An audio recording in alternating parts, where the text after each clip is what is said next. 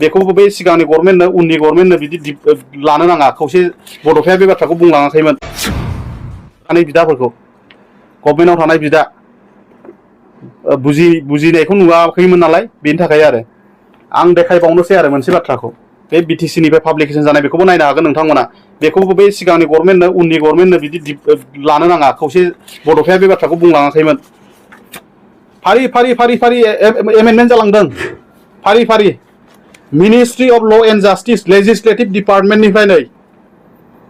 बेहाय लिरदों new Delhi dated 8 सेप्टेम्बराव गेजेट नटिफिकेसन लाबोदों व्हाइट पेपार लाबोदों 8 सेप्टेम्बराव बाव लिरदों गाहायाव मोजां नाय रायजोफोर The following act of the parliament received the assent of president on the 7th September 2003 and is hereby published for gazette information लाबोदों माब्ला राष्ट्रपतिनि एसेन्ट नांगौ बेथ' पार्लामेन्टआव बिल लाबोबाय लाबोनानै एसेन्ट जानांगोन एसेन्टनि उनाव आयेन जागोन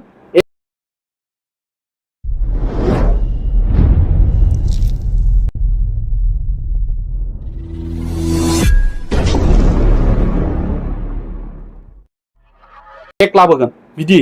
बेसेबां प्रसेसनि खोथा दङ थन्न फरा it further amend the constitution of India it is applicable to the state of Assam बे एप्लिकेबल स्टेट अफ आसामनि थाखाय पार्लामेन्टआ बुंदों application to the state of Assam application apply जाफैगोन बेहाय दा बेखौ नोंसोर बुजिनाया मोजां नङाबा एफाबां 5,000नि जिउआ आरो दाहोना लावखार बयनिबो अबदान दं नोंथांमोनाथ' आन्दोलन खालामदों नङा होमबा नोंथांमोननि सेक्रिफाइस डेफिनिसन अफ सेक्रिफाइस गोबां 5,000नि जिउआ आरो दाहोना लावखार बयनिबो अबदान दं नोंथांमोनाथ' आन्दोलन खालामदों नङा होमबा नोंथांमोननि सेक्रिफाइस डेफिनिसन अफ सेक्रिफाइस माने बलिदान होनायखौ बुजायो आन्दोलन खालामनाया जोंबो हायो नोंबो हायो दायथ' मोनोबा आं बेखौ बुंबाय खिन्थु रायजो राजाफोरखौ बुजिनो थाखाय दुखु मोनलायनाङा दैदेनगिरिफ्रा आंबो सेक्रिफाइस होयो नोंबो सेक्रिफाइस होयो बे बाथ्राखौ लाबोनाङा सेक्रिफाइसनि मिनिङा बे नङा माबा मोनसे मोननो थाखाय नङा जायन हक जोंनि दैदेनगिरिफ्रा गोबां बाथ्रा बुजिनांगौ दङ मोनसे गिदिरथार लाबोबावदों बिथांमोना बर' रावखौ 8 सिड्युल लाबोनाय बै समनि एकर्डआव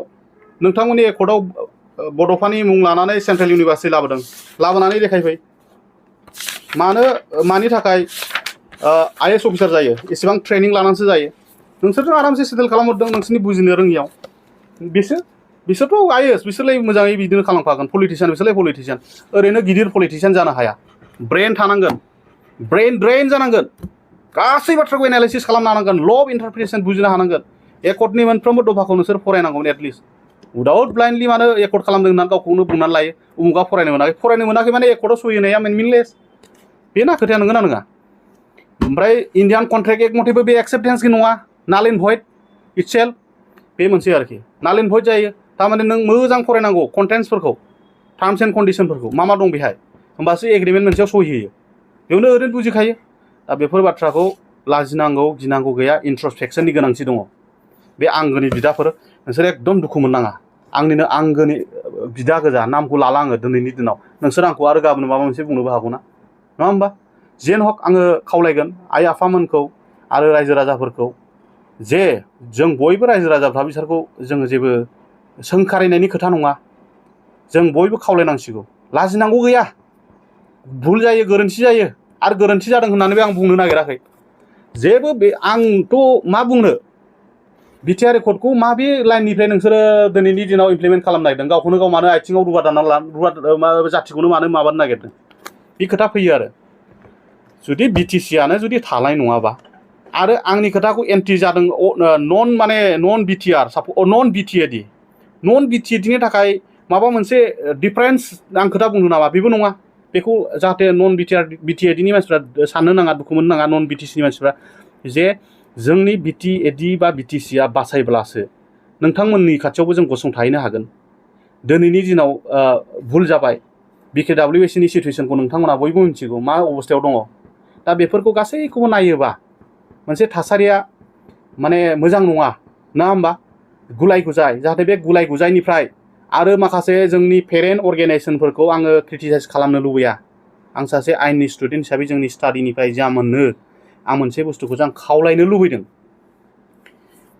6 सिड्युलखौ लानानै जोंनाथ' दङ पेरेन्ट अर्गेनाइजेसन बा बर' साहित्य सभा दंथारो माखासेखौ बार होदो दे बर' साहित्य सभाथ' निउट्रेल बिनि सायाव मोजाङै मानो नोंसोरो एसेबाबो साननानै अपेन पाब्लिक माबा लानानै नोंसोरो पावार पइन्टफ्राव लानानै नोंसोरो बिनि सायाव माने सेमिनार लायाखै एक्जाक्टलि माखौ सिक्सलि बुङो आरो प्रेजेन्ट बिटिआर रेकर्डआ मा बुङो बेखौथ' नोंसोर निउट्रेल हिसाबै लाजायो एटलिस्ट नोंसोरो लानांगौ बेखौ ससाइटि रेजिस्ट्रेसन एक्टनि आन्दाराव मावदों एक्टिभिटिसखौ हिसाबै बेखौ लाजायो बेखौथ' गाज्रि नङा आं बेखौ खावलायगोन बहुद गोरों गोरा दङ नङा होमबा बहुत कन्ट्रिबिउसन लिरनायजों बिराद साहित्य मोनो एकाडेमि नङा होमबा आयेननि बागै मावनो गोनां दङ आयेनावबो दा बे आरो आङो बेखिनिखौ बुंबाय एसे गोब्राब खाब्रां रावजों बुंफ्लांबायबो जानो हागौ आंनि रावा एसे खाब्रांब्लाबो नोंथांमोना जाहाथे खाब्रां दासानसै आरो दुखु दामोन आङो दिनैसो गिबि खेब बर' रावजों आङो होफेरदों आङो बिदि खुनु रोखोमनि पर्टेलाव आं होनोबो लुबैथारनानै होनाय नङा आङो नैबे जिनाखि ट्राइबेल बेल एन्ड ब्लक बिनि सायाव कनसेप्टआ क्लियार जानांगौ बेहाय गिनांगौ माबा मोनसे दावराव दावसि जागोन बे नङा बुजाय आजाय जोङो बिसोरखौ बुजायनानैबाबो जायगाखौ दोरदहोनानै जोंनि फाट्टा लेन्डनिफ्राय आरो जोंनि ट्राइबेल बेल एन्ड ब्लक बे जोंनिसो हा बियो जोंनिसो हा ट्राइबेलफोरनि हा बेकवार्ड क्लासेसफोरनिसो हा बेखौ मानो जोङो गभर्नमेन्टआ फावसायनांगौ गावनि राजनितिकआ जेब्लानाखि बर' हारिया मोजाङै थांनानै थागोन होमबासो राजनिति थावरिगोन नों दिनैनि दिनाव राजनिति खालामगोन ना होमबा गाबोननि दिनाव जोंनि राजनिति केरियारा जोंनि फिसा फिसौनि जोबहैजोबगोन मा थागोन जोंहा बेखिनि आरो दानि बिटिसि बासि बिथाङाबो मोनसे समनि बै समनि आन्दलनकारिमोन उदयाचल बिग्रा मानसिमोन खिन्थु बेबो सासे बिराद माने ओरै साननाङा आरो कन्ट्रिबिउसन जेराव थायो बेनाबो कन्ट्रिबिउसन थायो आरो नोंनि आन्दलन खालामनायल' कन्ट्रिबिउसना बिसिनि कन्ट्रिबिउसनानो बर'नि फार्स्ट जास्टिस जानाय गुवाहाटि हाइकर्टआव प्रनय कुमार मुसाहारि बिथांमोन बायदिखौ जोङो जेब्लायबो जोङो जोंनि दल संगठनफ्रा आं लेंहरबायदों नामा आं नुवाखै खिन्थु फार्स्ट हाइकर्टनि जास्टिस बिथांखौ जोङो गोबाङानो सिनायखायो खिन्थु आं पुराना मानसि दैदेनगिरिफोरजों रायलायबाय खिन्थु हाइकर्टनि जास्टिस होननाय माने साधारन बाथ्रा नङा आरो हाइकर्टनि जास्टिसा सहज बाथ्रा नङा बेखायनो जोङो आं दिनैनि समाव मोनसे बाथ्राखौ नुबाय थादों आरो बर' समाजाव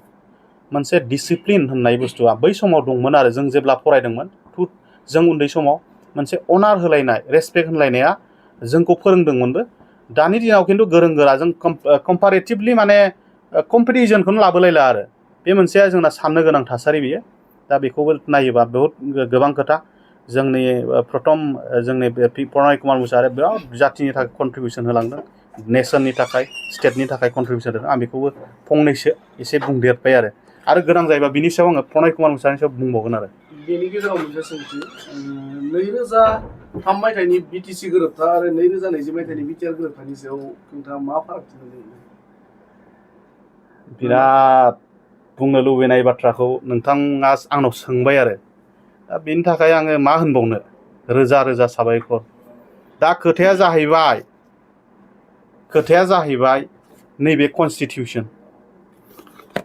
बे जाहैबाय इन्डियान कन्स्टिटिउसन अरिजिन एन्ड इभलिउसन बे जाहैबाय कन्स्टिटिउन्ट एसेम्ब्लिनि डिबेटजों लोगोसे बोरै बे कन्स्टिटिउसनखौ ड्राफ्ट खालामदों आरो बोरै मा जादों डिबेटफ्राबो दंजोबो आरो बर्डरलि कमिटि बे प्रथमनि आरोखि दा नों सोंनाय थिग बिदिनो आरो आं बुंनोसै आरो बिटिसिआ जाहैबाय सांबिधानिकै जानाय मर्यादा आरो बै जाबाय ए पिस अफ डकुमेन्ट माने मा एनि डकुमेन्ट कन्ट्रेक्ट एग्रिमेन्टबो जानो हागौ नङा होमबा एग्रिमेन्ट आरो बिटुइन द पार्टिस दा बे मोनसे रोखोमनि a piece of document government of India दंबाव नङा होमबा ओमफ्राय स्टक हल्डार दं स्टेट अफ आसाम आरो बाखि अर्गेनाइजेसनफोर दङ मोनब्रै अर्गेनाइजेसन ना होमबा आरो उइटनेसेसफोर दङ दा खोथाया जाहैबाय बिथांमोना दुखुबो मोननो हागौ खिन्थु बे दुखु मोननायनि खोथा गैला दिनै खारन इलेक्सना जोब्बायानो नै नङा होमबा इलेक्सननि पारपासावबो आं खोथा बुङा रावनिबो बेनिफिटनि थाखाय आं खोथा बुंनो फैयाखै दिनैथ' इलेक्सना जोब्बाय जोंनाथ' माबाल'सो दंसै दा नङा होमबा मा होनो काउन्टिंल'सो दंसै बेल'सो दंसै जोंना दा आं बेयावनो मोनसे बाथ्रासो खावलायगोन नोंथांमोनादि एसेबां गोनो गोथो जाबाय थायो नोंथांमोनादि बे सांबिधानिक असांबिधानिक बाथ्राखौ सानो बेखौ 2 घन्टासो फराय जायफ्रा एखेबारे बुजियाखै 2 घन्टा फराय 6 सिडिउलनि प्रभिजनफोरखौ मोजां टन्न फराय इंलिश मिडियामनि गोबां दं जोंथ' बर' मिडियामनिफ्रायसो फैनाय नालाय बांद्राय बुजिया जानो हागौ बिराद गोरोंफोर दङ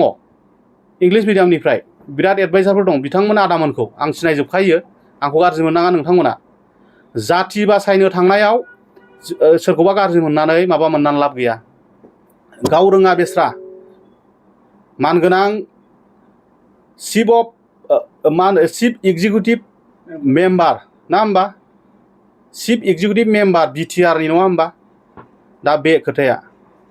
जोंनिया जाहैबाय 2003 बर'फ्रा लाबोनाया जाहैबाय बर' रायजो राजाफोर गासैजोंबो गुबुन अन्य जनजाति जनगोष्ठीजों लाबोदों नंगौ सोरजों सहि खालामदों बे खोथा नङा बिएलटिजों खालामदों ना मादों बे खोथा नङा मेन खोथाया जाहैबाय बर'फोरनिसो एकर्ड बियो बिएससिआबो बर'फोरनि एकर्ड बिटिसिआबो बर'फोरनि एकर्ड खिन्थु बिटिआरआबो बर'फोरनि एकर्ड खिन्थु बर'फोरनि थाखाय दिनै मा बुंनो गोनां दुखु मोनगोन बुङोबा नोंसोरो मा सानदों बेखौ मोजां फराय कनस्टिटिउसनखौ मोजां फराय कनस्टिटिउसनखौ मोजां फरायनानै खोथाखौ रायलायजायो डिस्ट्रिक्ट काउन्सिलनिफ्राय आपग्रेडेसना जाहैबाय आङो खोन्थानोसै आपग्रेडेसना जोंना स्पेशल पावार मोनदोंमोन स्पेशल मोनसे प्रभिजन दङ आर्टिकल 244A बेसो आपग्रेडेसनमोन बिटिसिनि उनाव बे बिटिआर रेकर्डजों नोंसोरो इनक्लुसन खोथा लाबोबाय थादों बेफोर इमान सहज बाथ्रा नङा आरो आं मोनसे बाथ्रा बुंगोन नोंथांनि नामखौनो नोङो माबा खालामनानै नाय रिनेम खालामनानै नाय हायो नामा नोंसोरो बे सेबायाव फै सेबा नोंनि मेट्रिकनि जि नाम नोंनि मेट्रिकनि नामखौ सोलायनो नाजा हागोन नामा बे जाहैबाय आं मोनसे बाथ्राखौ देखायगोन बहुथ रोखा दङ गोबां सम लागोन बेखौ आङो पावार पइन्टआवसो बुजायनांगोन पावार पइन्टआव बुजायनानै खोन्थाजोबनांगोन नैबे हाया थेवबो आं खोन्थानो नाजानोसै बेसिकखौनो खोन्थाजेननोसै आं दे रिनेमखौबो आं खोन्थानो जेननोसै रायजोफोर नोंसोर गाज्रि मोननाङा फराय नैबाव लिरखानाय दङ आर्टिकल 244(2) जेन' आरो 6 सिडिउलनि प्रभिजनाव रोखा लिरनाय दं नै जे इनसार्टेड जाबाय 172 नाम्बार इनसार्टेड